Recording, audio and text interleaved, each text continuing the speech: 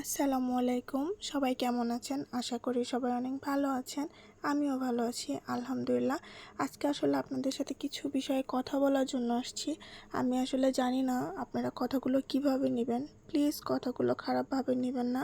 বিষয়টা আমার ভালো লাগেনি, তাই আপনাদের সাথে শেয়ার করতে আসছি। আসলে ফেসবুক তো একটা প্ল্যাটফর্ম, তাই না? এখানে সবাই সবার মতো করে ভিডিও আপলোড করে। দেন কথাটা হচ্ছে, ভাই আপনি তো আমার ফেসবুক ফ্রেন্ড, তাই না?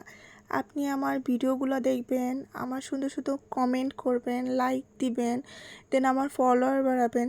তা না করে ভাই আপনি আসেন আমার ইনবক্সে। আপু আপনার বাসা কোথায়? আপনি কিসে পড়েন? আপনি কোথায় থাকেন? আপনি কি করেন? সারাদিন আপনি কি করেন? আপনাকে এই টাইমে অনলাইনে কেন দেখলাম না? কেন রে ভাই, এত কথা কেন জানতে হবে বলেন তো? আমি কি এখানে ইন্টারভিউ দিতে আসছি বলেন তো ভাইয়া, যে আপনারা এত প্রশ্ন করেন? আমার মনে হয় ইন্টারভিউ দিতে গেলেও এত প্রশ্ন করে না যত প্রশ্ন আপনারা করেন।